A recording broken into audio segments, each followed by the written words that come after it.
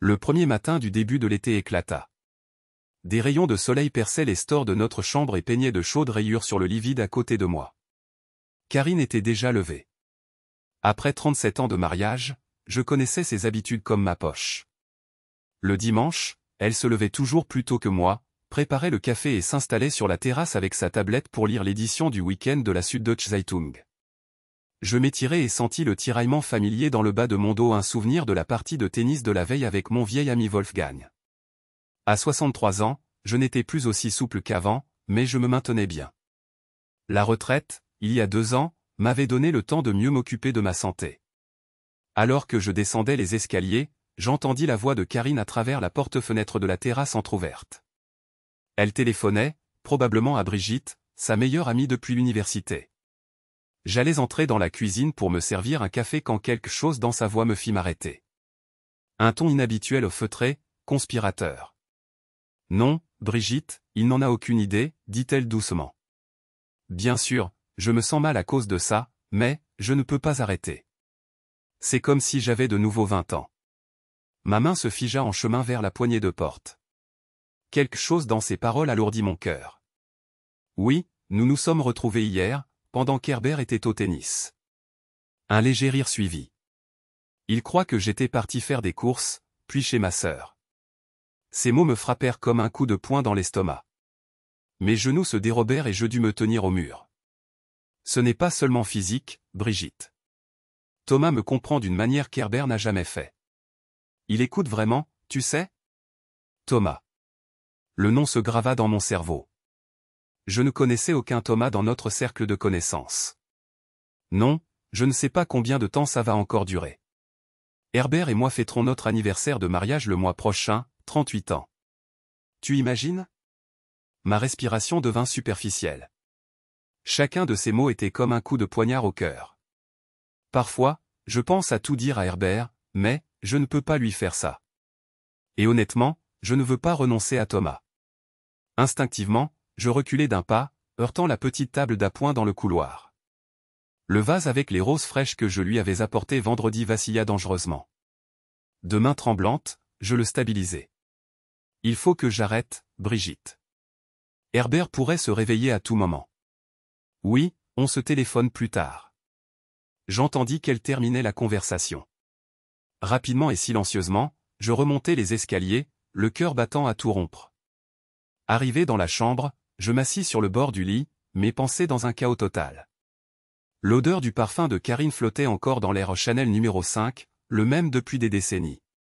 Soudain, il me sembla que c'était l'odeur d'une étrangère. Mon smartphone était posé sur la table de chevet.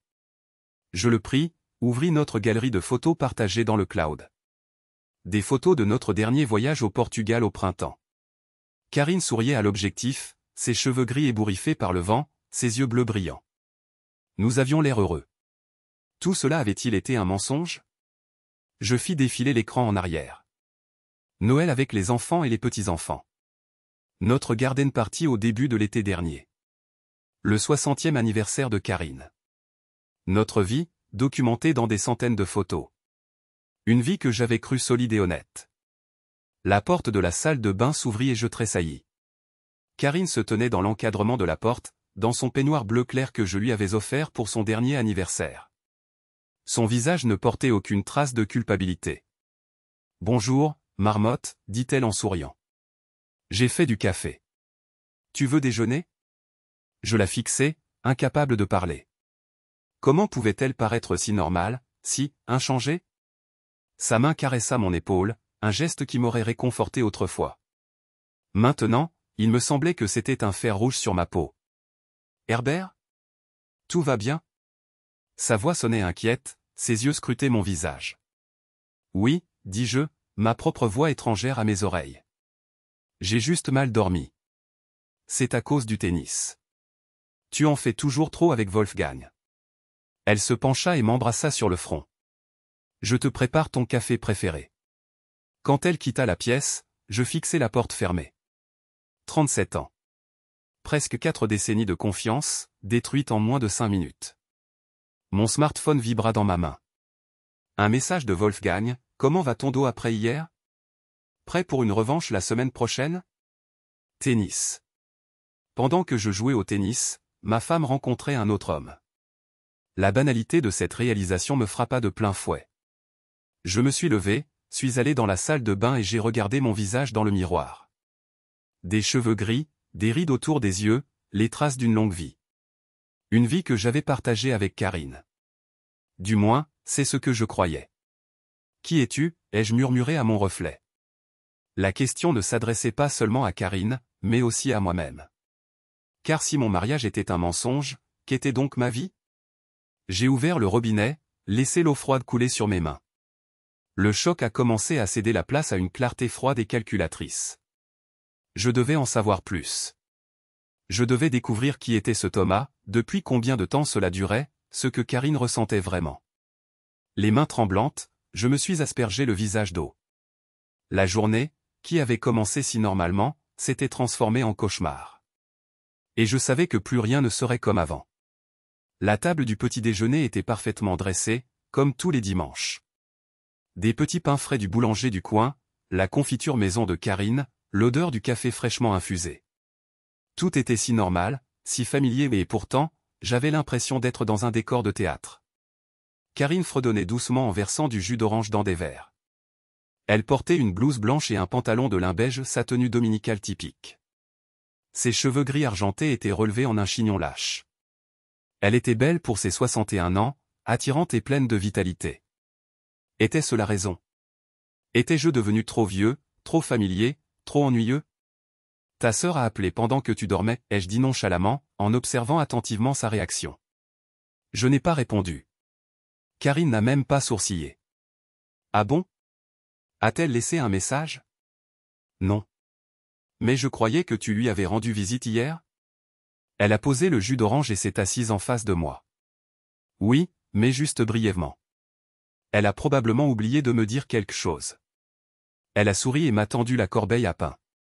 Prends, les petits pains aux graines de courge sont encore chauds. J'ai pris un pain, les coupé, tout en pilote automatique. Ma tête était pleine de questions, mon cœur rempli de douleur. Avait-elle seulement rendu visite à Elka? Ou était-ce juste un alibi pendant qu'elle était avec ce Thomas? Je pensais que nous pourrions aller au musée cet après-midi, a dit Karine. Il y a cette nouvelle exposition sur l'expressionnisme dont je t'ai parlé. J'ai acquiescé mécaniquement.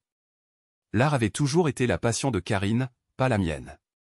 En tant qu'expert comptable, j'avais été plus intéressé par les chiffres que par les couleurs.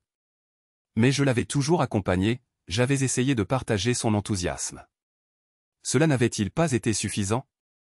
Herbert, tu es si silencieux aujourd'hui. Tu vas vraiment bien? J'ai levé les yeux et j'ai vu une réelle inquiétude dans ses yeux. Comment pouvait-elle être à la fois si attentionnée et si trompeuse? Comment cela pouvait-il s'accorder? Je suis juste en train de réfléchir, ai-je répondu évasivement. À quoi? La question flottait entre nous. Je pourrais tout mettre sur le tapis maintenant, pensais-je. Je pourrais lui demander directement, qui est Thomas? Pourquoi me mens-tu? Pourquoi ne suis-je plus suffisant? Au lieu de cela, j'ai dit, à la déclaration d'impôt. Je devrais enfin m'en occuper. Elle a ri. Un dimanche matin? Tu n'arrives vraiment pas à déconnecter, même à la retraite. Son rire, autrefois une musique à mes oreilles, sonnait maintenant faux, comme un instrument désaccordé. Je me suis forcé à sourire et j'ai pris une gorgée de café. Il avait un goût amer, bien que Karine l'ait préparé comme d'habitude. Mon regard s'est posé sur son smartphone, qui était posé à côté de son assiette. Un iPhone moderne qu'elle s'était acheté il y a quelques mois. À l'époque, je m'étais demandé pourquoi elle attachait soudainement autant d'importance à un nouvel appareil, après avoir été satisfaite de son ancien téléphone pendant des années. Maintenant, je commençais à comprendre. Au fait, tu as le nouveau numéro d'Elka? J'aimerais bien la rappeler, ai-je continué à la tester. Karine a hésité à peine perceptiblement. Il doit être dans mes contacts. Mais tu peux aussi prendre mon téléphone si tu veux l'appeler. Elle a poussé son smartphone vers moi, détendu, sans hésitation. Cela m'a surpris. Si elle avait quelque chose à cacher, m'offrirait-elle son téléphone si volontiers? Je l'ai pris dans ma main, j'ai senti le verre froid sous mes doigts. L'écran était verrouillé. Le code est toujours ton anniversaire, a-t-elle dit en souriant. J'ai tapé les chiffres 1206. L'écran s'est déverrouillé. Mon anniversaire comme mot de passe. Un choix étrange pour quelqu'un qui menait une double vie. J'ai ouvert les contacts et j'ai fait défiler jusqu'à LK. Son numéro était là, inchangé. J'ai reposé le téléphone. Merci, je l'appellerai plus tard. Karine a acquiescé et s'est levée pour aller chercher plus de café.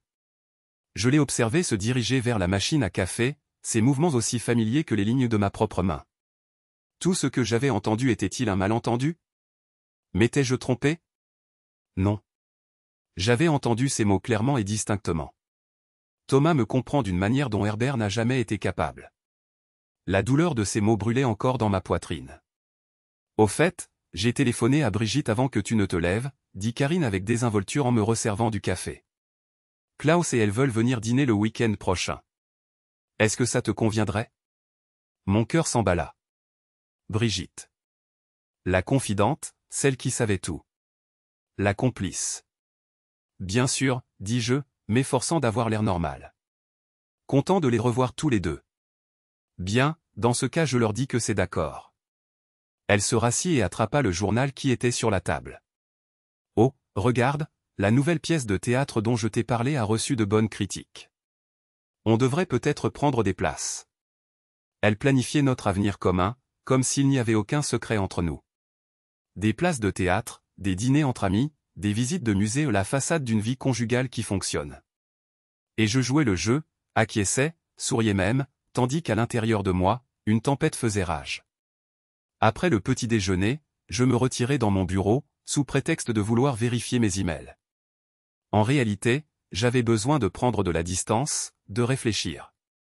La pièce était mon refuge, avec des étagères remplies de littérature économique et de romans policiers, mon vieux fauteuil en cuir et le bureau où j'avais souvent travaillé tard dans la nuit. Je m'assis devant l'ordinateur et ouvris notre calendrier partagé. Remonter en arrière, les dernières semaines, les derniers mois. À quel moment avait-elle menti? À quel moment avait-elle prétendu être chez sa sœur, alors qu'en réalité elle? Samedi, hier, course, puis visite à LK, était écrit de la main ordonnée de Karine. La semaine précédente, déjeuner avec Brigitte. Avant cela, club de lecture. Tout cela était-il un mensonge? Ou seulement parfois? Depuis combien de temps cela durait-il? J'ouvris un navigateur internet et tapai « Thomas » dans la barre de recherche, puis j'ajoutai le nom de notre ville. Des milliers de résultats. Bien sûr. À quoi m'attendais-je? Mon regard se posa sur une photo encadrée sur mon bureau, Karine et moi devant la tour Eiffel, il y a 5 ans. Nos noces d'argent. Elle portait une robe bleue, moi un costume gris. Nous sourions tous les deux à l'appareil photo, nos bras enlacés. Heureux. Où est-ce que je m'étais seulement imaginé cela? Je pris la photo en main, l'examinai de plus près. M'avait-elle déjà trompé à cette époque? Ou est-ce que c'était arrivé plus tard? Qu'est-ce qui avait changé? Un coup à la porte me tira de mes pensées. Karine passa la tête. Je vais vite à la boulangerie, il nous faut encore du pain pour demain. Tu as besoin de quelque chose? Non, merci. Ma voix était rauque. Elle me scruta, inquiète. Tu es sûr que tout va bien? Tu as l'air tellement absent aujourd'hui. Juste fatigué, mentis-je. Vas-y, je me repose un peu. Elle hésita, puis acquiesça et ferma la porte. Peu après, j'entendis la porte d'entrée claquer et sa voiture sortir du garage. Dès que je fus sûr qu'elle était partie, je me levai et allai dans notre chambre. Il fallait que j'en sache plus, que je trouve des preuves. Avais-je vraiment été aussi aveugle pendant toutes ces années? J'ouvris son armoire. Le parfum familier de son parfum me monta au nez. Ses vêtements étaient soigneusement rangés par couleur. Karine avait toujours été organisée. Je fouillai dans les poches de ses vestes, de ses pantalons, ne trouvai rien de suspect. Dans le tiroir du haut de sa commode, sous des foulards soigneusement pliés, je découvris une petite boîte à bijoux que je n'avais jamais vue. Mon cœur s'emballa quand je l'ouvris.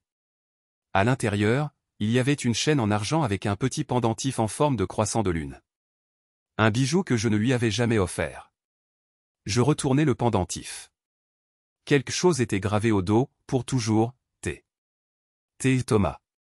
Mes mains tremblaient quand je remis la chaîne à sa place et fermai le tiroir. La preuve que je cherchais. Non plus seulement des mots que j'avais surpris, mais quelque chose de concret, d'irréfutable. Je m'assis sur notre lit, le lit dans lequel nous avions dormi pendant presque 4 décennies. Mon regard se posa sur la photo sur la table de chevet de Karine, notre famille, les enfants, les petits-enfants, tous souriant lors de notre dernière fête de Noël. Une famille heureuse. Un mensonge? Le bruit de la voiture de Karine qui rentrait dans l'allée me fit sursauter. Rapidement, je quittai la chambre et retournai dans mon bureau. Mon cœur battait si fort que je craignais qu'elle ne l'entende quand elle monta les escaliers. « Herbert ?» Sa voix résonna à travers la porte fermée. Je suis rentré. « Je te prépare un thé ?»« Oui, s'il te plaît, » répondis-je, m'efforçant d'avoir l'air normal. Alors que ses pas s'éloignaient, j'ai ouvert mon ordinateur portable et j'ai fixé l'écran. Les mots se sont brouillés devant mes yeux. Pour toujours, T. La gravure s'est imprimée dans ma mémoire comme une marque au fer rouge.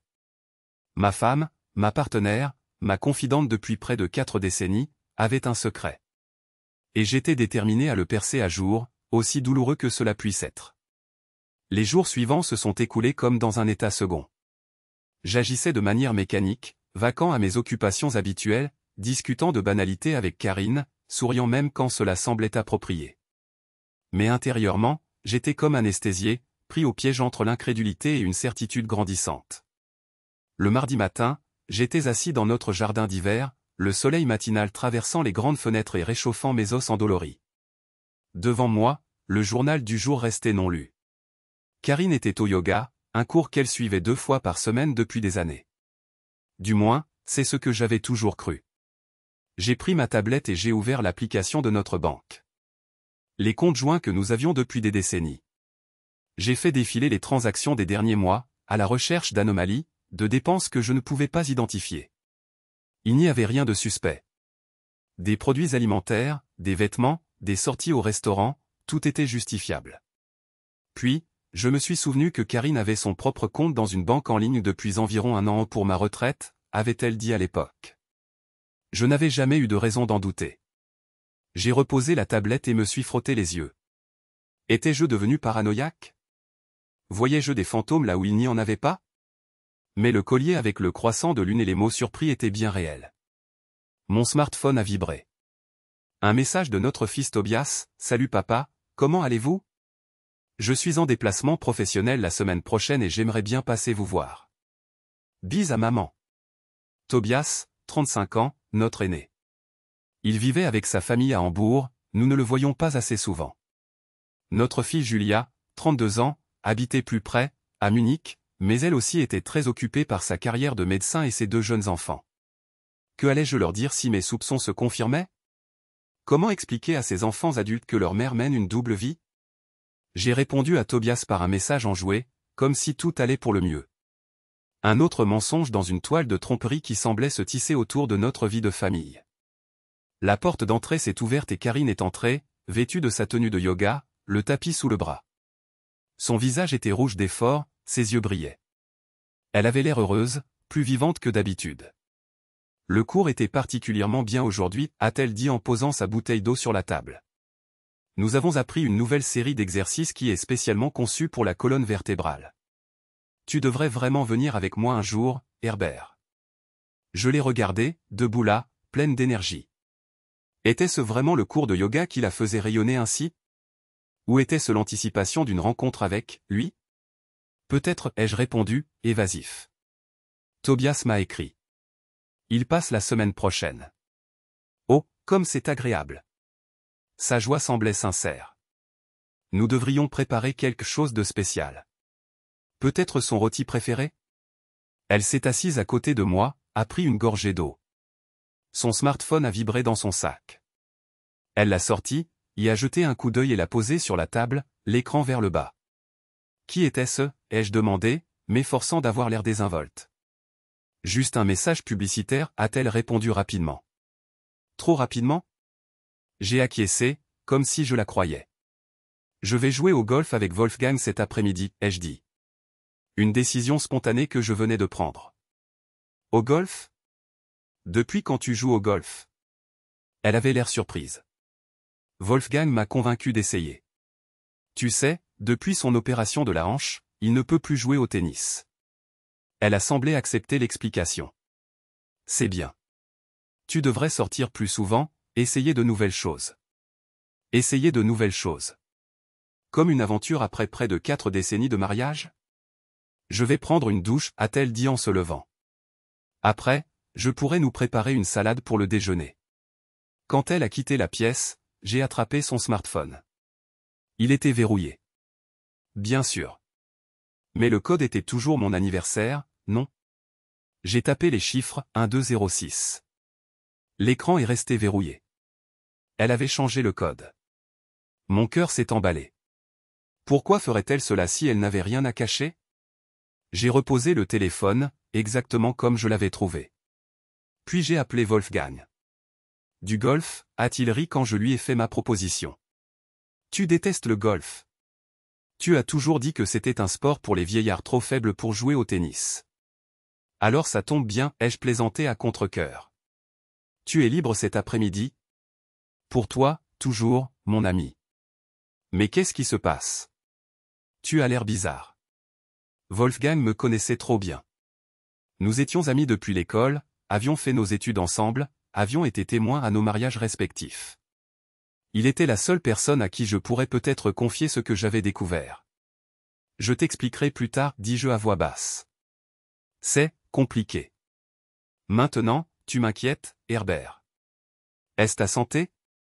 Est-ce que tout va bien avec Karine? Avec Karine. Je m'interrompis. Il faut qu'on en parle. Je viens te chercher à 2 heures, dit-il d'un ton grave. Et apporte tes vieux souliers de golf que tu n'as jamais utilisés. Après avoir raccroché, je suis resté assis un moment, à fixer par la fenêtre notre jardin bien entretenu. Les roses que Karine aimait tant étaient en pleine floraison. Je l'avais aidé à les planter, il y a 3 ans. Nous avions travaillé ensemble dans le jardin, ri, élaboré des projets d'avenir. Tout cela n'avait-il été qu'une façade? À 2 heures, j'étais près devant la porte, en tenue de golf, que je possédais effectivement un cadeau de Karine pour mes 60 ans, que je n'avais jamais porté. Amuse-toi bien au golf, dit-elle en m'embrassant sur la joue. Et ne te décourage pas si ça ne marche pas tout de suite. Le golf demande de la patience. Son baiser me brûlait la peau. Autrefois, ce petit geste m'aurait réchauffé le cœur. Maintenant, je me demandais si elle posait les mêmes lèvres sur la joue de ce Thomas. Wolfgang attendait devant la maison dans sa Mercedes argentée. Quand je suis monté, il m'a examiné attentivement. Tu as l'air de ne pas avoir dormi, dit-il sans détour. C'est le cas. Pas vraiment, depuis dimanche. Nous sommes partis, quittant notre rue de banlieue tranquille. J'ai jeté un coup d'œil en arrière vers notre maison, une construction à 2 étages des années 80, dans laquelle nous avions passé presque toute notre vie conjugale. C'est ici que nous avions élevé nos enfants, fêté Noël, les anniversaires, partagé les succès, les défaites. Notre foyer. Mon foyer. Alors, dit Wolfgang, lorsque nous avons tourné sur la route principale.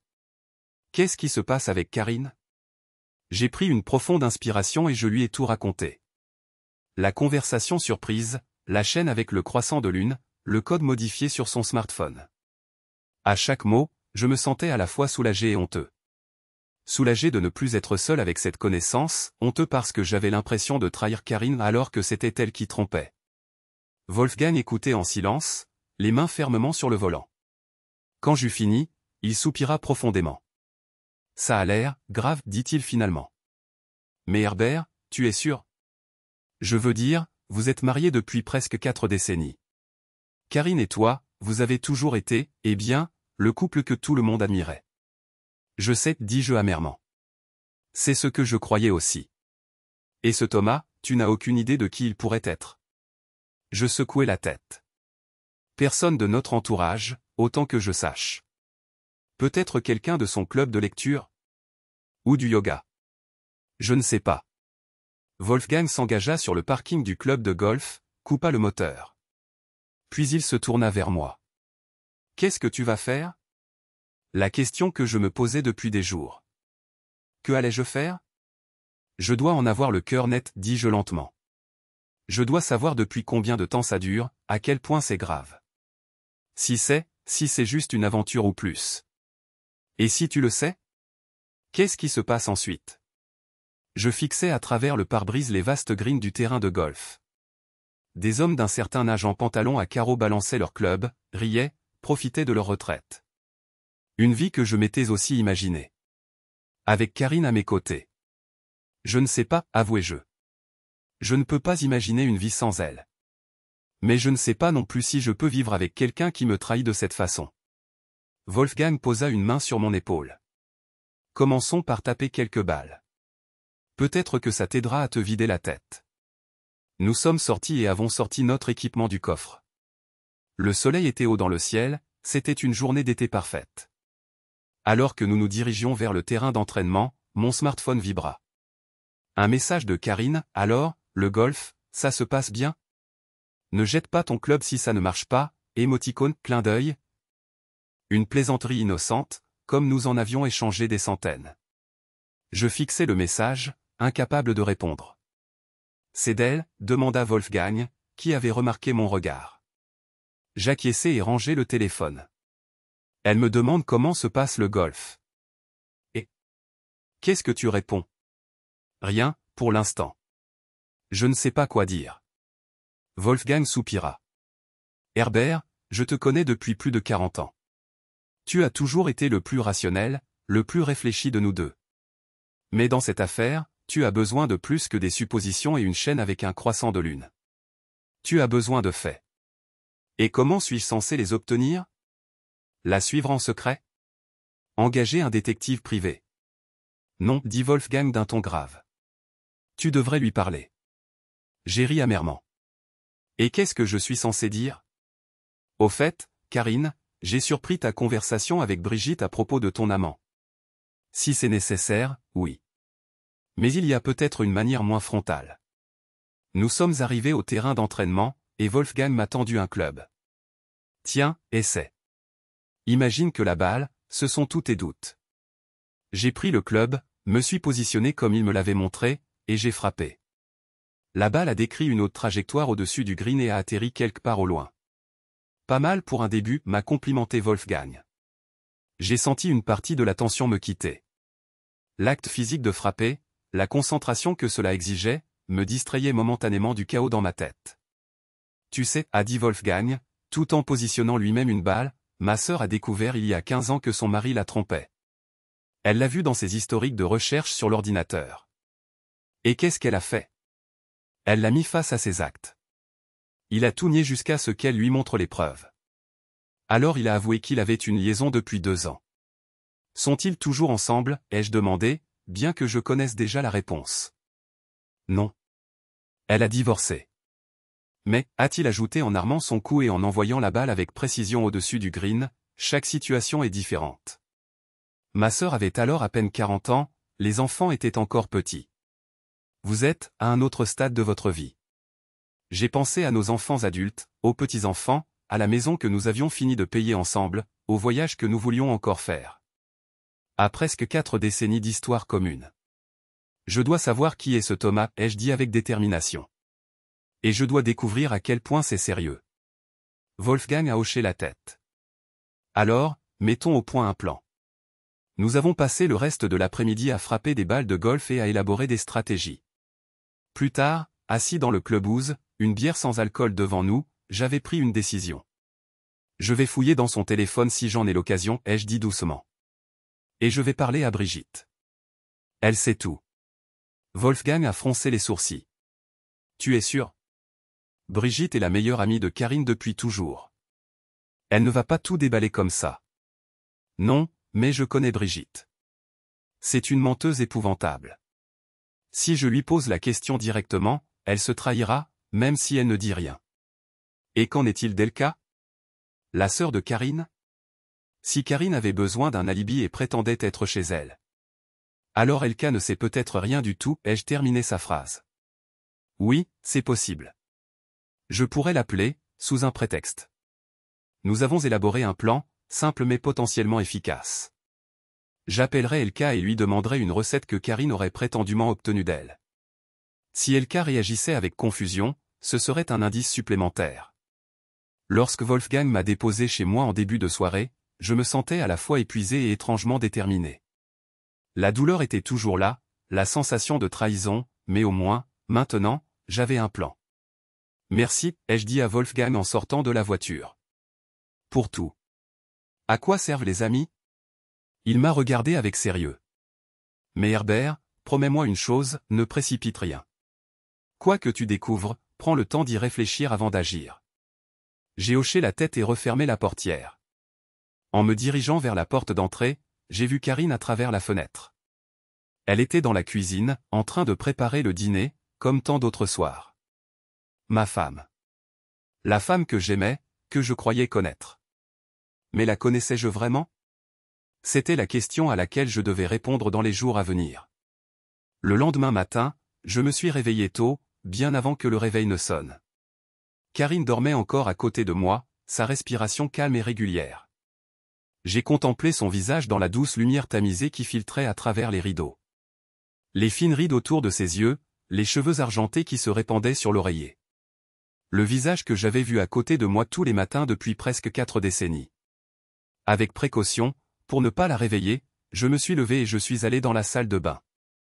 Pendant que je me passais de l'eau froide sur le visage, j'ai pris une décision. Aujourd'hui, j'allais commencer à chercher des réponses. Quand je suis arrivé dans la cuisine, j'ai vu le sac à main de Karine posé sur la chaise. Son smartphone était dans la poche extérieure. J'ai hésité. Étais-je vraiment prêt à violer ainsi sa vie privée? Mais n'avait-elle pas violé ma confiance, notre mariage? Le cœur battant, j'ai pris le téléphone. Il était verrouillé, comme prévu. J'ai essayé avec sa date de naissance, 0308. Rien. Avec notre date de mariage, 1506.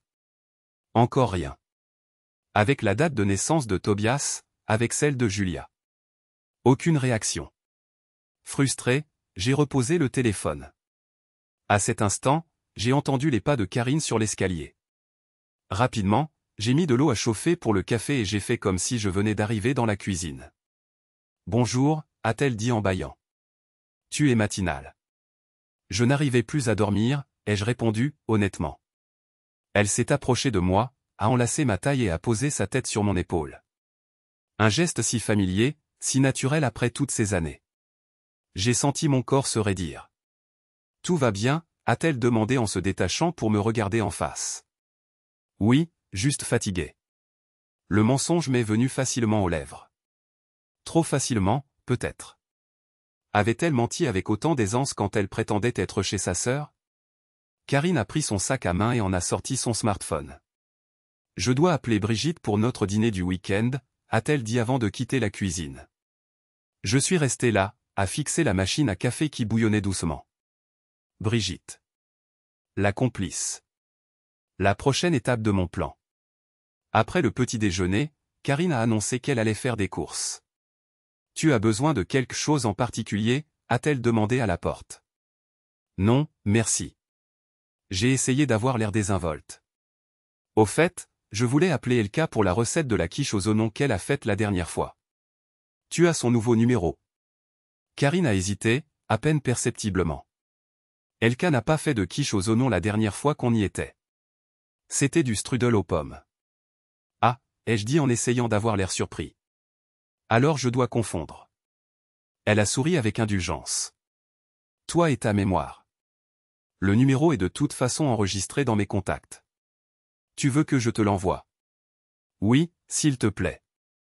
Quand elle est partie, je me suis assis à la table de la cuisine et j'ai attendu le SMS avec le numéro d'Elka. Mon cœur battait plus vite. Karine n'avait pas sourcillé à ma question. Soit elle était une excellente menteuse, soit je me trompais dans mes soupçons. Non. J'avais entendu la conversation, j'avais trouvé le collier. Il y avait quelque chose, et j'allais découvrir quoi. Mon téléphone a émis un bip.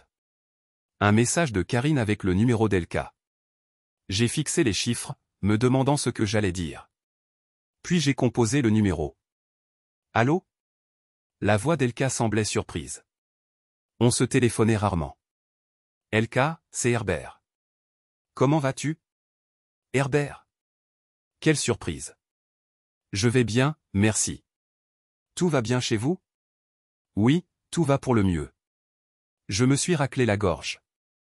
Je t'appelle parce que, eh bien, Karine a mentionné que vous étiez ensemble samedi, et elle a parlé d'un nouveau café que vous avez visité. Je me disais que peut-être on pourrait y aller ensemble la prochaine fois que je suis dans votre coin. Une brève pause à l'autre bout du fil. Puis, samedi? Non, on ne s'est pas vu ce jour-là. Karine et moi avons déjeuné ensemble il y a 2 semaines, mais samedi, j'étais en randonnée avec France. Mon estomac s'est contracté. Ah, alors j'ai du mal comprendre. Désolé de t'avoir dérangé. Ce n'est pas grave. Tout va bien, Herbert? Tu as l'air bizarre. Juste fatigué, ai-je dit pour la 3e fois ce matin. À bientôt, alors? Après avoir raccroché, je suis resté longtemps assis, immobile. Karine avait menti. Elle n'avait pas été chez Elka. Les mots que j'avais entendus étaient vrais. Mon prochain appel a été pour Brigitte. J'ai composé son numéro de portable, que je connaissais depuis des années. Herbert? Sa voix sonnait alarmée. Est-ce qu'il y a quelque chose avec Karine? Non, elle va bien, ai-je dit calmement. Elle est en train de faire des courses. Je t'appelle parce que, j'ai besoin de ton avis, Brigitte. Mon avis? Elle semblait confuse. À propos de quoi? J'ai pris une profonde inspiration. C'est à propos de Karine. Et de quelqu'un qui s'appelle Thomas. Un silence à l'autre bout du fil. Si long et si profond que j'ai cru un instant que la communication avait été coupée. Brigitte? Tu es toujours là. Oui, a-t-elle fini par dire, sa voix maintenant tendue.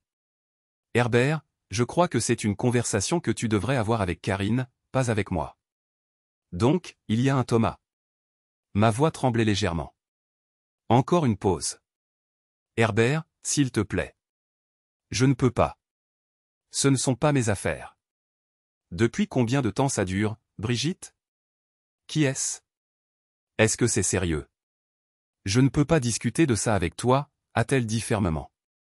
Ne me rappelle pas à ce sujet, Herbert. Parle avec ta femme. Elle a raccroché, et j'ai fixé le téléphone muet dans ma main. La réaction de Brigitte valait bien un aveu. Elle n'avait rien nié, elle avait juste bloqué. S'il n'y avait rien à cacher, elle aurait ri, aurait demandé de quoi je parlais. Je me suis levé et je suis allé à la fenêtre. Notre jardin baignait paisiblement dans le soleil matinal. Les roses étaient en fleurs, la pelouse fraîchement coupée. Tout avait l'air si normal, si inchangé. Mais rien n'était plus comme il y paraissait. Les mains tremblantes, j'ai ouvert mon ordinateur portable et tapé et Thomas a suivi du nom de notre ville dans le moteur de recherche. Des milliers de résultats. J'ai affiné la recherche, Thomas professeur de yoga. Rien de pertinent. Thomas club de lecture. Encore rien. Soudain, une idée m'est venue. Karine avait commencé à suivre un cours à l'université populaire il y a environ 1 an. Écriture créative, avait-elle dit. J'étais content qu'elle ait trouvé un nouveau passe-temps. J'ai cherché Thomas professeur écriture créative et ajouté le nom de notre ville. Et là, il était, Thomas Berger, auteur et professeur d'écriture créative à l'université populaire locale. Sa photo de profil montrait un homme d'une 50aine d'années, avec des cheveux poivre et sel et des lunettes. Séduisant d'une manière intellectuelle. Mon cœur s'est emballé tandis que je continuais mes recherches. Thomas Berger avait publié plusieurs romans, principalement des romans d'amour. Il était divorcé, sans enfant. Sur le site web de l'université populaire, j'ai trouvé l'emploi du temps des cours « Écriture créative pour avancer », tous les mardis, de 18h à 20h, animé par Thomas Berger. Mardi. Aujourd'hui, c'était mardi. Karine irait-elle à ce cours ce soir? Ou était-ce juste un prétexte pour passer du temps avec lui? J'ai cliqué sur ses profils de réseaux sociaux. Sur Instagram, j'ai trouvé des photos de lecture, de voyage, de son chien. Et puis, presque à la fin de sa galerie, une photo qui m'a figé, Thomas Berger dans un café, souriant, et en face de lui, seulement partiellement visible, mais reconnaissable entre mille Karine. La photo datait d'il y a 6 mois, la légende disait simplement « Inspiration ». Mes mains tremblaient tellement que j'ai failli faire tomber l'ordinateur portable. C'était là, la preuve que je cherchais. Une photo qui dissipait tous les doutes. J'ai entendu la porte d'entrée s'ouvrir. Karine rentrait des courses. Rapidement, j'ai fermé le navigateur et rabattu l'ordinateur portable. Herbert? Tu peux m'aider avec les sacs, a-t-elle appelé depuis le couloir. Je me suis levé, les jambes comme du plomb. En entrant dans le couloir, je l'ai vue, chargée de sacs de course, le visage rouge d'effort. Ma femme. La femme que j'aimais. La femme qui me trompait. Bien sûr, ai-je dit en lui prenant quelques sacs. Nos mains se sont brièvement touchées, et j'ai sursauté, comme si je m'étais brûlé. Tout va bien, a-t-elle demandé, en m'examinant avec inquiétude. Oui, ai-je menti à nouveau. Juste un mal de tête. Pendant que nous déballions les courses, je l'observais du coin de l'œil. Elle semblait détendue, fredonnait doucement. Comment pouvait-elle faire comme si tout était normal? Au fait, j'ai mon cours d'écriture ce soir, a-t-elle dit avec désinvolture en rangeant des pommes dans le compotier. Ça risque d'être un peu tard, on voulait discuter de ma dernière histoire. Thomas Berger. Le cours d'écriture. Tout s'emboîtait. Pas de problème, ai-je dit, en m'efforçant de garder mon calme. Je voulais de toute façon bricoler un peu sur mon modèle d'avion. Un passe-temps que je pratiquais depuis des années, qui m'apportait calme et concentration. Elle a souri. Toi et tes avions. Parfois, je me dis que tu les aimes plus que moi. L'ironie de ces mots m'a frappé de plein fouet. Je me suis forcé à sourire. N'importe quoi. Nous avons passé le reste de la journée dans des banalités. Karine lisait dans le jardin, j'essayais de me distraire avec la télévision. Mais mes pensées tournaient sans cesse autour de ce que j'avais découvert. Vers 17 h, Karine est montée se préparer pour son cours. Quand elle est redescendue, elle portait une robe d'été que je n'avais jamais vue. Bleu clair, avec un léger motif floral. Elle s'était légèrement maquillée, portait les boucles d'oreilles que je lui avais offertes à Noël dernier. C'est une nouvelle robe, ai-je remarqué. Oui, elle te plaît? Elle a fait un tour sur elle-même. Je l'ai achetée la semaine dernière quand j'étais en ville avec Brigitte. Encore un mensonge? Où était-elle vraiment allée faire du shopping avec Brigitte? Elle te va bien, ai-je dit, sincèrement. Elle était magnifique. Pour lui. Merci. Elle est venue vers moi, m'a embrassé rapidement sur la joue. Je suis de retour vers 9 h, 9h30 au plus tard. Amuse-toi bien à écrire, ai-je dit, et ma voix sonnait creuse à mes propres oreilles. Quand elle est partie, j'ai attendu 10 minutes. Puis j'ai pris mes clés de voiture et je l'ai suivie. Je savais où se trouvait l'université populaire, à seulement 15 minutes en voiture de chez nous. Je me suis garé à une certaine distance et j'ai attendu. À 18h05, j'ai vu Karine arriver, garer sa voiture sur le parking. Elle a pris son sac et s'est dirigée vers l'entrée. Jusqu'à présent, tout semblait correspondre à son histoire. J'ai attendu encore 10 minutes, puis je suis sorti et je me suis dirigé vers le bâtiment. À la réception, j'ai demandé le cours d'écriture créative. 2e étage, salle 204, a dit la jeune femme à l'accueil. J'ai pris l'escalier, le cœur battant à tout rompre. Au 2e étage, j'ai suivi les panneaux indiquant la salle 204. La porte était entr'ouverte et j'entendais des voix. Prudent, j'ai jeté un coup d'œil à l'intérieur. Il y avait là une dizaine de personnes assises en demi-cercle, des blocs-notes sur les genoux. Devant, se tenait un homme Thomas Berger, sans aucun doute. Et là, au premier rang, était assise Karine, écoutant attentivement, prenant parfois des notes. C'était donc vrai. Elle participait réellement à ce cours. Étais-je devenu paranoïaque? Avais-je tout imaginé? Non. La conversation téléphonique, le collier, la confirmation d'Elka que Karine n'était pas chez elle, la réaction traîtresse de Brigitte, tout cela était réel. Je me suis retiré et j'ai quitté le bâtiment. Assis dans ma voiture, j'ai réfléchi à ce que je devais faire. Devais-je attendre la fin du cours et voir si Karine rentrait directement à la maison? Ou devais-je rentrer chez moi et faire comme si de rien n'était? J'ai opté pour la seconde solution. Je n'étais pas encore prêt pour une confrontation. J'avais besoin de plus d'informations, de plus de certitude. Une fois à la maison, je suis allé directement dans le bureau de Karine. Une petite pièce sous les combles, qu'elle appelait son « refuge d'écriture ». C'est là qu'elle passait des heures à travailler sur ses histoires, disait-elle. J'ai allumé la lumière et j'ai regardé autour de moi.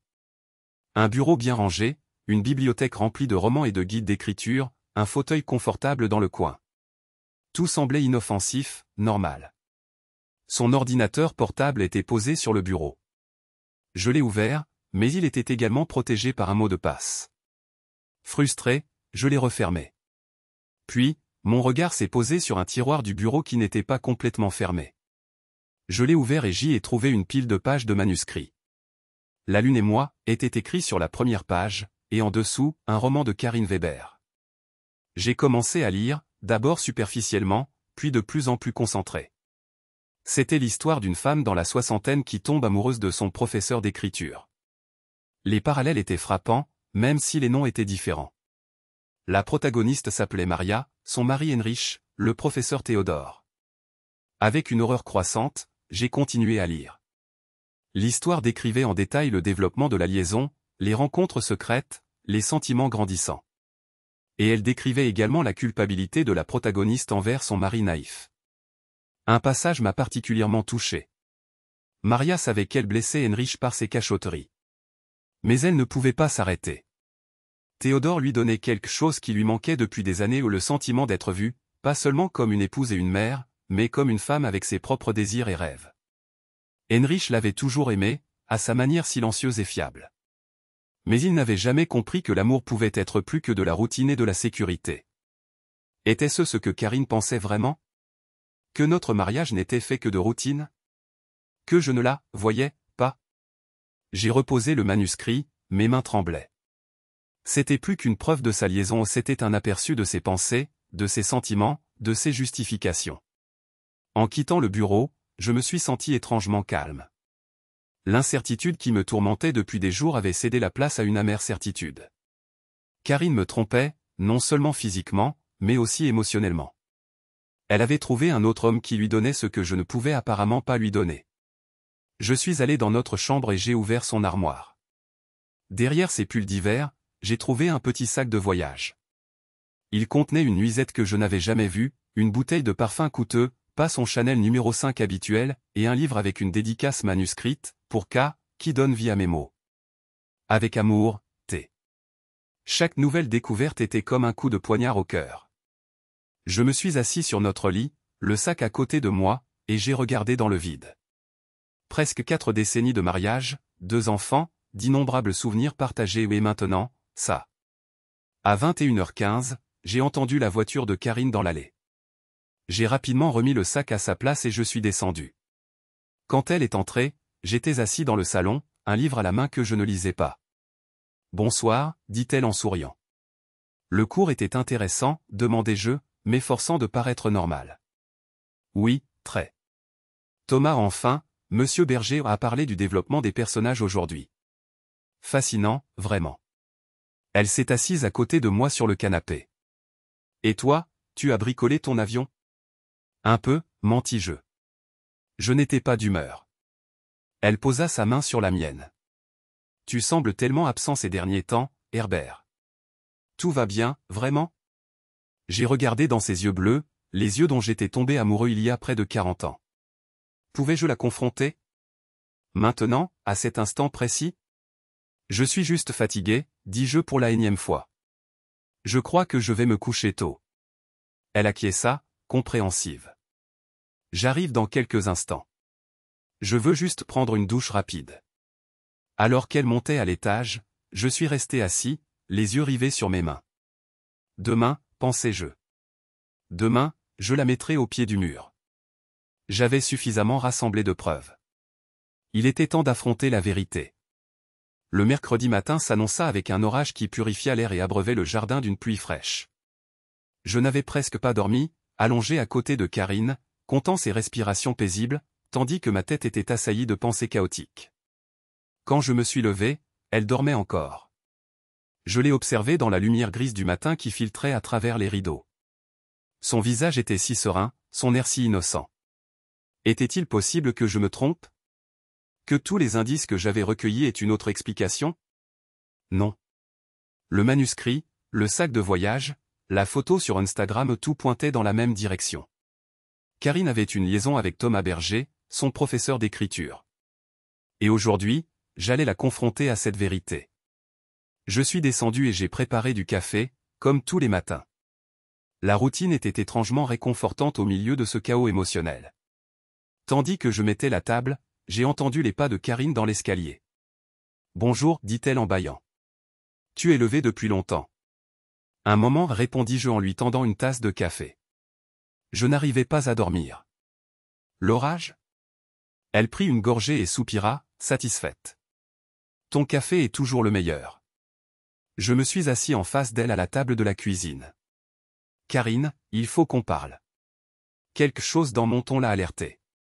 Elle posa sa tasse et me regarda attentivement. Ça a l'air sérieux. Ça l'est. J'ai pris une profonde inspiration. Je suis au courant pour Thomas. La couleur quitta son visage. Ses mains, qui tenaient tranquillement la tasse de café quelques instants plus tôt, commencèrent à trembler. Qu'est-ce que tu veux dire? Je sais que tu as une liaison.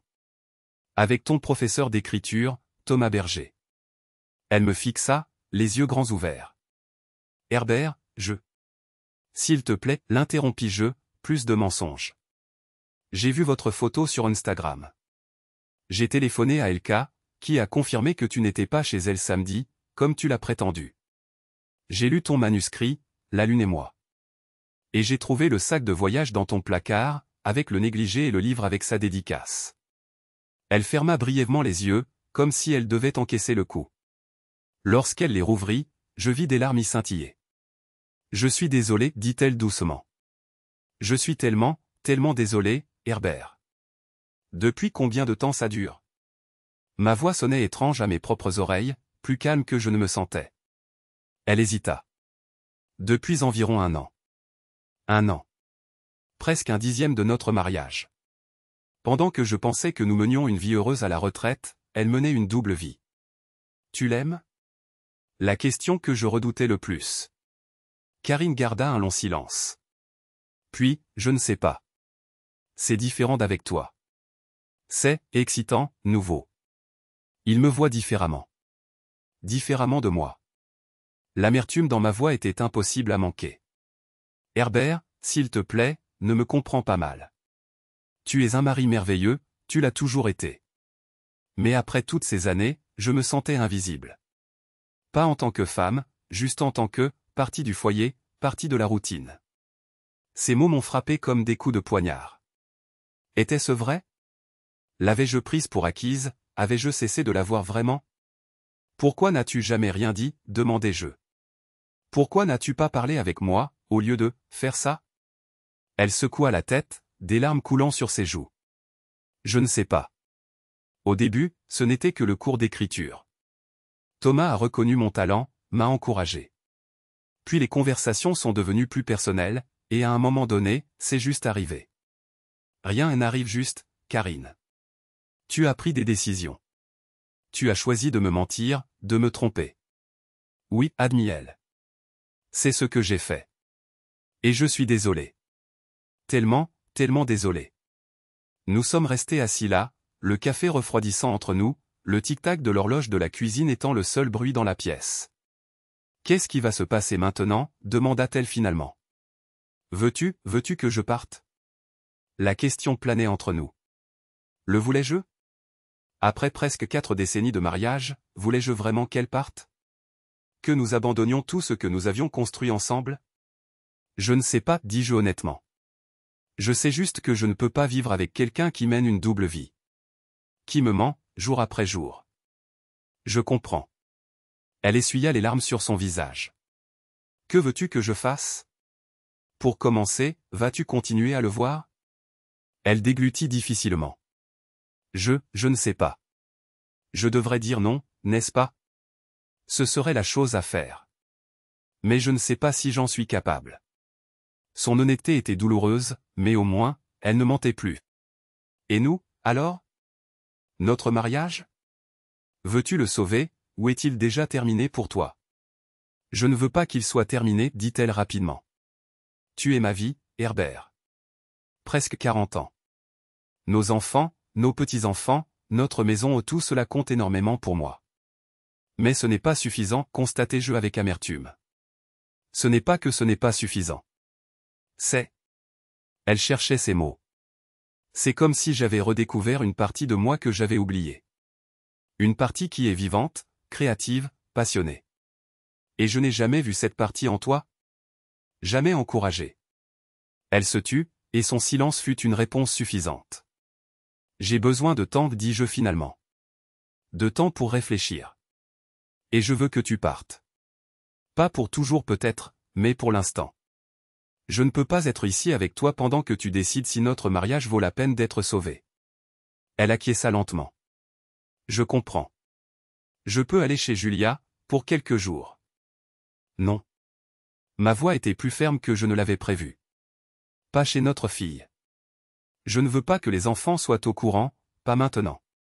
Pas avant que nous sachions nous-mêmes comment cela va se passer. Chez Brigitte alors? Brigitte. La confidente. L'idée que Karine trouve refuge chez elle, pendant qu'elle réfléchit à notre avenir, était insupportable. Non. Va à l'hôtel. Où? J'hésitais.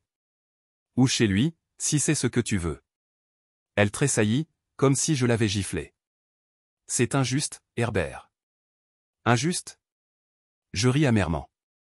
Injuste, c'est aimer quelqu'un pendant presque 4 décennies, lui faire confiance, construire une vie avec lui, pour découvrir qu'il te trompe.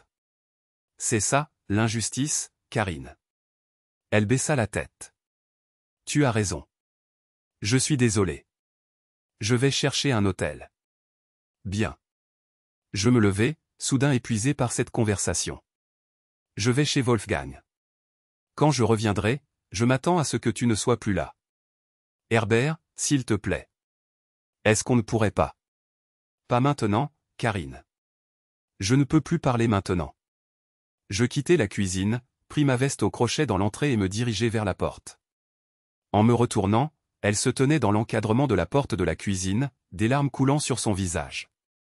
Je t'aime, dit-elle doucement. Je l'ai toujours fait. S'il te plaît, ne l'oublie pas. J'acquiesçai brièvement et partis, sans répondre. Dehors, il pleuvait toujours, une pluie douce et continue qui tombait sur mon visage et se mélangeait aux larmes que je ne pouvais plus retenir. Arrivé chez Wolfgang, je lui racontai tout. Il écouta en silence, me tendant de temps en temps un mouchoir propre quand les larmes venaient. Quand j'eus terminé, il soupira profondément. « Qu'est-ce que tu vas faire » demanda-t-il finalement. « Je ne sais pas, avouai-je. Une partie de moi ne veut plus jamais la revoir. Une autre partie ne peut pas imaginer une vie sans elle. Pourriez-vous aller en thérapie? Une consultation conjugale? » Je haussai les épaules. Peut-être. Si elle est prête à renoncer à lui. Sinon, quel est l'intérêt? Wolfgang acquiesça pensivement. Et les enfants? Tu vas leur dire? Pas encore. Il faut d'abord que nous ayons les idées claires nous-mêmes. Nous restâmes longtemps assis en silence, deux vieux amis qui connaissaient la vie avec tous ses hauts et ses bas. Finalement, Wolfgang se leva. Tu restes ici aujourd'hui, dit-il avec décision. La chambre d'amis est toujours prête pour toi. J'appelle Karine et je lui dis que tu ne rentres pas à la maison. J'acquiesçai avec gratitude. L'idée de retourner dans la maison vide était insupportable. Wolfgang me tendit un verre d'eau et un comprimé. Tiens, prends ça. Ça t'aidera à dormir un peu. J'avalai le comprimé docilement et me laissai aller dans son fauteuil confortable.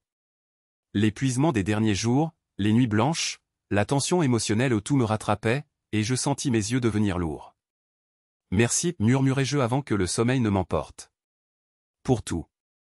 Quand je me suis réveillé, il faisait déjà nuit. Wolfgang était assis en face de moi, lisant un livre. Il leva les yeux quand il remarqua mon mouvement. Mieux, demanda-t-il. Un peu. Je me redressai. Tu as parlé à Karine? Il acquiesça. Elle avait l'air brisée. Elle a dit qu'elle était dans un hôtel en ville et qu'elle attendait ton appel, quand tu seras prêt. Elle a dit si elle était chez lui. Non. Et je n'ai pas demandé. Je me frottais les yeux. Le sommeil avait atténué l'épuisement, mais la douleur était toujours là, profonde et lancinante. Qu'est-ce que tu ferais, à ma place, demandai-je doucement. Wolfgang soupira. Je ne sais pas, Herbert. Quand Anna et moi nous sommes séparés, c'était différent. Nous nous étions éloignés l'un de l'autre, il n'y avait pas de tiers. Mais vous avez tellement d'histoires ensemble. Presque 4 décennies. Histoire, répétai-je avec amertume. C'est peut-être ça de l'histoire. Peut-être que notre mariage n'est plus depuis longtemps qu'une relique du passé, et je ne l'ai pas remarqué. Je ne crois pas, dit Wolfgang avec conviction. Je vous ai observé, toutes ces années. Vous avez quelque chose de spécial, quelque chose de rare. Peut-être que Karine a perdu ça de vue, peut-être que vous l'avez tous les deux négligé. Mais c'est là, Herbert. Ça a toujours été là. Ces mots ont touché quelque chose en moi, une étincelle d'espoir au milieu des ténèbres. Était-il possible que notre mariage puisse encore être sauvé? Que nous puissions retrouver un chemin, l'un vers l'autre? Je devrais lui parler, dis-je finalement. Parler vraiment, pas seulement sous le coup de la colère et de la douleur. Wolfgang acquiesça. Tu devrais. Mais pas aujourd'hui. Donne-toi du temps, et donne-lui du temps. Demain est un autre jour. Il avait raison, comme si souvent. J'avais besoin de distance, de clarté. Et Karine aussi. Je peux vraiment rester ici, demandai-je. Je ne veux pas déranger. N'importe quoi. La chambre d'amis est prête pour toi. Et maintenant, on mange. J'ai fait des escalopes panées, ton plat préféré. Pendant le dîner, nous avons parlé d'autre chose, des petits-enfants de Wolfgang, de politique, des nouveaux voisins dans notre ancienne rue. Cela m'a fait du bien de ne pas penser à Karine pendant un moment, ni à Thomas Berger, ni aux ruines de mon mariage. Après le repas, nous sommes allés nous coucher tôt. Dans la chambre d'amis, entouré des livres et des souvenirs de Wolfgang, je suis resté longtemps éveillé à fixer le plafond. Mon smartphone était posé à côté de moi sur la table de chevet. Pas d'appel de Karine, pas de message. Qu'est-ce que j'attendais? Quel appel à minuit, en pleurant, en suppliant que je rentre à la maison? Vers minuit, j'ai abandonné, j'ai pris le téléphone et j'ai tapé un message, il faut qu'on parle. Demain, 11 h, au café au bord du lac. Herbert. La réponse est arrivée presque immédiatement, je serai là. Merci. K. J'ai reposé le téléphone et j'ai fermé les yeux. Demain, nous parlerions. Demain, nous déciderions si près de 4 décennies de vie commune méritaient une seconde chance. C'est avec cette pensée que je me suis finalement endormi, profondément et sans rêve, pour la première fois depuis que j'avais surpris la conversation de Karine avec Brigitte. Le café au bord du lac était un endroit que Karine et moi avions souvent fréquenté. Un petit établissement confortable avec vue sur l'eau, entouré de vieux châtaigniers. Nous y avions fêté notre 30e anniversaire de mariage, nous y avions bu du chocolat chaud en hiver en regardant les patineurs sur le lac gelé, nous nous étions assis sous les arbres en été et avions parlé de nos projets d'avenir. Maintenant, j'étais assis ici seul, à une table près de la fenêtre, à attendre ma femme. C'était une douce journée d'été, le soleil se reflétait dans l'eau, des voiliers sillonnaient le lac, des enfants jouaient sur la rive. Une scène pleine de vie et de joie, qui contrastait fortement avec mon obscurité intérieure. À 10h55, j'ai vu Karine arriver. Elle portait un pantalon de lin clair et un chemisier bleu, ses cheveux étaient relevés en un chignon lâche. Elle avait l'air fatiguée, des ombres sous ses yeux témoignaient de nuit blanche. Lorsqu'elle m'a vu, elle a hésité un instant, puis elle s'est dirigée résolument vers ma table. Je me suis levé, incertain de la manière de la saluer. Une poignée de main semblait trop formelle, une étreinte trop familière. Nous avons fini par une geste maladroite quelque part entre les deux. « Bonjour, Herbert, dit-elle doucement et s'assit en face de moi. « Bonjour, Karine. » Une serveuse est venue, et nous avons commandé du café. Une fois qu'elle fut partie, nous restâmes assis en silence, tous les deux incertains de la manière de commencer. « Comment vas-tu » demanda finalement Karine. « Comment veux-tu que j'aille » J'ai essayé de retenir le ton amer de ma voix, mais j'ai échoué. Ma femme m'a trompé. Avec un homme que je ne connais même pas. Elle baissa les yeux. Je suis désolé. Infiniment désolé. Tu l'as déjà dit. Mais ça ne change rien, n'est-ce pas? Ça n'efface pas ce qui s'est passé. La serveuse a apporté notre café, et nous nous sommes tus jusqu'à ce qu'elle soit repartie. J'ai beaucoup réfléchi, dit Karine en remuant sa tasse. À nous, à tout. Et mon cœur s'est mis à battre plus vite. À quelle conclusion es-tu arrivé? Elle prit une profonde inspiration. Je veux sauver notre mariage, Herbert. Si tu le veux aussi. Un sentiment de soulagement m'envahit, suivi de méfiance. Et lui? Thomas? Je lui ai parlé. Hier soir. Mon estomac s'est noué. Tu étais chez lui. Non, dit-elle rapidement. Je l'ai appelé. Je lui ai dit que c'était fini. Que je ne voulais pas abandonner mon mariage pour une liaison. Une liaison, répétai-je. C'est tout ce que c'était pour toi. Elle hésita. Non. C'était plus que ça. C'était. Je me sentais regardé, Herbert. En tant que femme, pas seulement en tant qu'épouse, mère, grand-mère. Il prenait mon écriture au sérieux, m'encourageait à poursuivre mes rêves. Et moi, je ne l'ai pas fait? La question qui me rongeait depuis des jours. Oui, à ta manière. Mais, les choses avaient changé entre nous, non? La routine, les habitudes. On fonctionnait, mais est-ce qu'on vivait encore? Ces mots touchèrent quelque chose en moi, une vérité que je ne voulais pas voir. Avait-elle raison? Est-ce qu'on s'était perdu dans la routine? Est-ce qu'on avait cessé de se voir vraiment? Ça ne justifie pas ce que tu as fait, dis-je doucement. Non, ça ne le justifie pas. Rien ne le justifie. Et je ne demande pas de justification, Herbert. Je demande pardon. Une seconde chance. Je pris une gorgée de café pour gagner du temps. Une seconde chance. Après presque 4 décennies de mariage, n'était-ce pas ce que nous méritions tous les deux? Comment puis-je te faire confiance, demandai-je. Comment puis-je être sûr que tu ne vas pas? Que ça ne se reproduira pas? Tu ne peux pas, admit-elle. Tu peux seulement me faire confiance pour tout faire afin de regagner ta confiance. J'irai en thérapie, faire une thérapie de couple, tout ce qu'il faudra. J'abandonnerai le cours d'écriture. Tu n'es pas obligé, dis-je, surpris. L'écriture est importante pour toi. Je l'ai compris. Je ne veux pas que tu abandonnes quelque chose qui te fait plaisir. Mais Thomas, tu peux trouver un autre cours. Ou apprendre en ligne. Il y a des possibilités. Elle hocha lentement la tête. Merci. Ça compte beaucoup pour moi. Nous restâmes assis en silence, buvant notre café. Autour de nous, la vie du café, des conversations, des rires, l'odeur des pâtisseries fraîches. Et entre nous, les décombres de notre mariage, que nous devions tant bien que mal recoller. Et les enfants, finit-elle par demander. Est-ce qu'on va leur dire? J'y avais pensé, longuement et intensément. Pas maintenant, décidai-je. Peut-être jamais, si on réussit à sauver notre mariage. Ils ont leur propre vie, leurs propres soucis. Ils n'ont pas besoin de ça en plus. Mais Tobias vient nous rendre visite la semaine prochaine. Alors on fera comme si tout allait bien. On est bon à ça, non? De l'amertume perçait dans mes paroles. Herbert, dit-elle doucement en posant sa main sur la mienne. Je sais que tu es en colère, blessé. Tu as tout le droit de l'être. Mais si on veut essayer, il faut regarder devant, pas derrière. Je ne retirai pas ma main. Sa caresse, autrefois si familière, me paraissait maintenant étrange, et pourtant, il restait quelque chose. Un lien qui persistait malgré tout. Je ne sais pas si j'en suis capable, avouai-je. Si je peux oublier ce qui s'est passé. Pas oublier, dit-elle.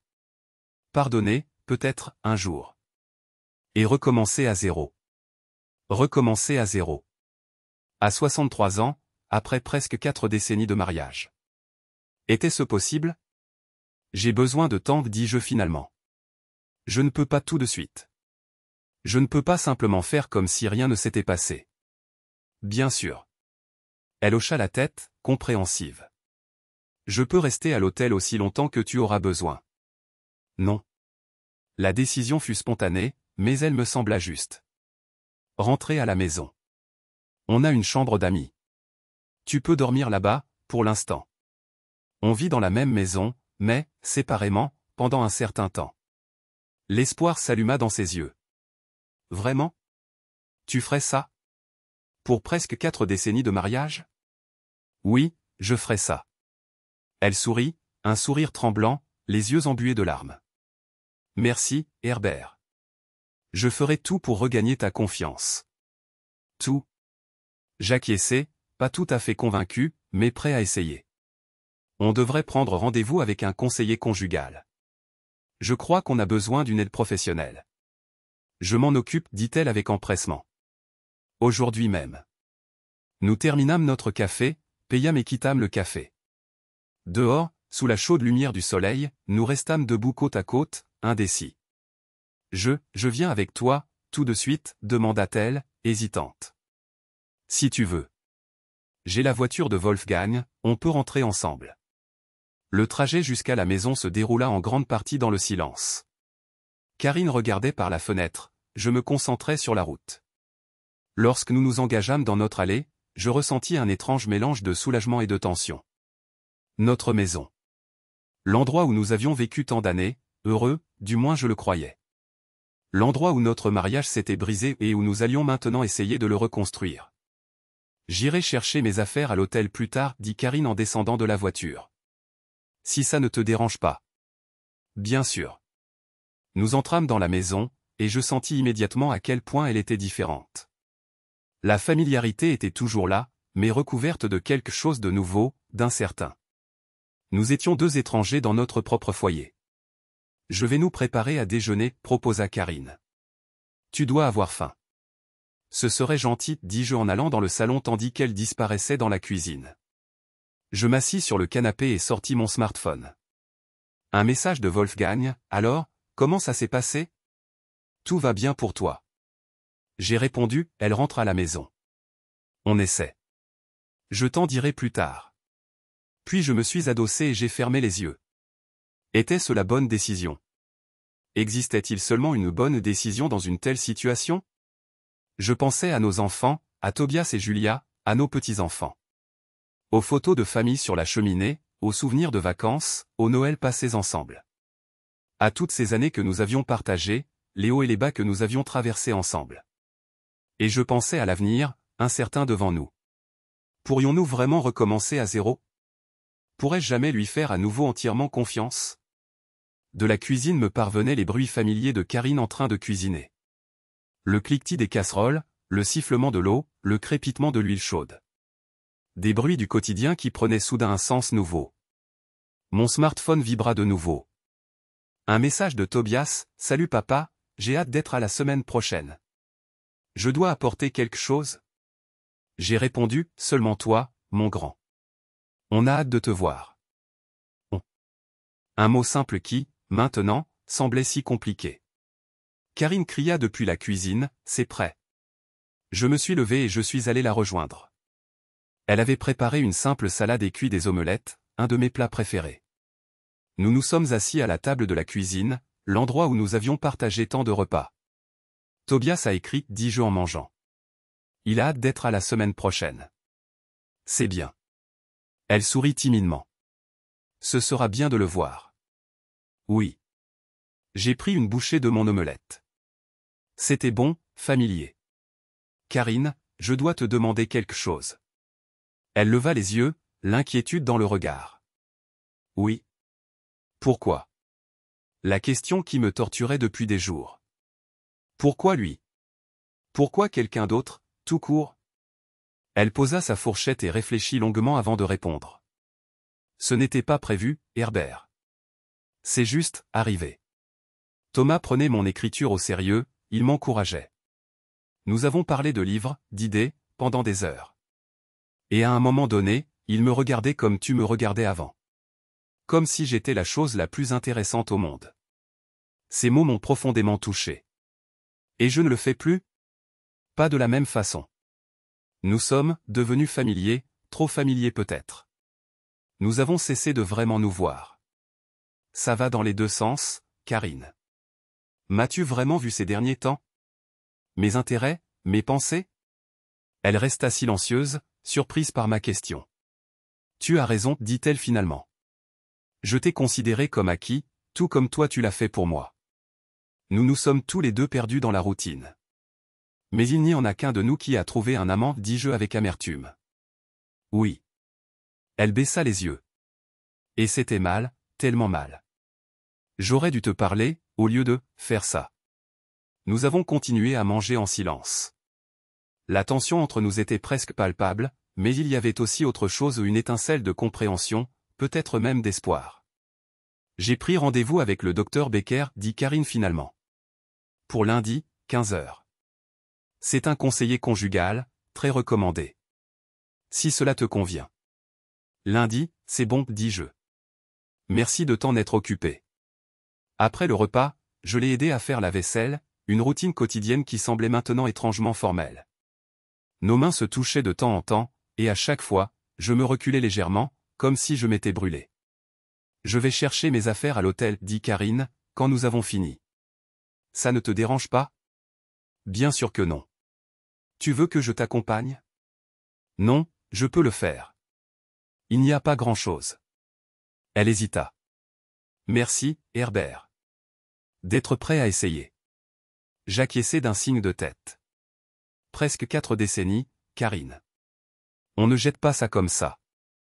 Quand elle fut partie, je suis monté à l'étage, dans la chambre d'amis.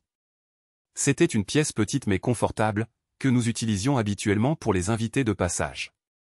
J'ai changé les draps, mis à disposition des serviettes propres, fait de la place dans le placard. Des tâches normales, pratiques, qui m'aidaient à ne pas trop réfléchir. Ensuite, je suis allé dans notre chambre et je me suis assis sur le lit. Le lit que nous avions partagé si longtemps. Allions-nous un jour le partager à nouveau? Pourrais-je jamais m'allonger à côté d'elle sans penser à lui, à Thomas Berger avec son charme intellectuel et sa capacité à comprendre ma femme, comme je ne semblais plus le faire? J'ai pris la photo sur notre table de chevet, Karine et moi devant la tour Eiffel, il y a 5 ans. Nous avions l'air heureux. L'avions-nous vraiment été? Ou l'éloignement avait-il déjà commencé à cette époque, sans que je m'en aperçoive? Le bruit de la voiture de Karine dans l'allée me tira de mes pensées. Je remis la photo et descendis. Elle entra avec une petite valise, semblant incertaine, presque timide. Je suis de retour. La chambre d'amis est prête, dis-je. Des draps frais, des serviettes, tout ce dont tu as besoin. Merci. Elle hésita. Herbert, je sais que ce ne sera pas facile. Que ça prendra du temps. Mais je suis prête à tout faire, absolument tout ce qu'il faut. J'acquiesçai. Nous verrons bien, n'est-ce pas? Avec le temps. Elle prit sa valise et monta. Je restai en bas, incertain de ce que je devais ressentir. Du soulagement qu'elle soit revenue? De la peur face à l'avenir incertain? De la colère qui bouillonnait encore en moi? Probablement tout à la fois. Nous avons passé le reste de la journée principalement séparés. Karine dans son bureau, moi dans le garage, où je bricolais sur mon dernier modèle réduit d'avion. Le soir, nous avons dîné ensemble, parlant de choses insignifiantes, la météo, les nouvelles, la visite imminente de Tobias. C'était une étrange réunion, polie, presque formelle, comme si nous étions de simples connaissances et non un couple avec presque 4 décennies d'histoire commune. Au moment d'aller se coucher, nous nous sommes retrouvés, indécis, dans le couloir. « Bonne nuit, Herbert, dit-elle doucement. « Bonne nuit, Karine. » Elle fit un pas hésitant vers moi, comme si elle voulait m'embrasser ou me prendre dans ses bras, mais s'arrêta. Je restai immobile, incapable de combler la distance. « À demain, finit-elle par dire, et elle monta les escaliers en direction de la chambre d'amis. Je la suivis lentement du regard, puis tournai vers notre chambre à coucher. En fermant la porte, je ressentis une profonde solitude qui me coupa presque le souffle.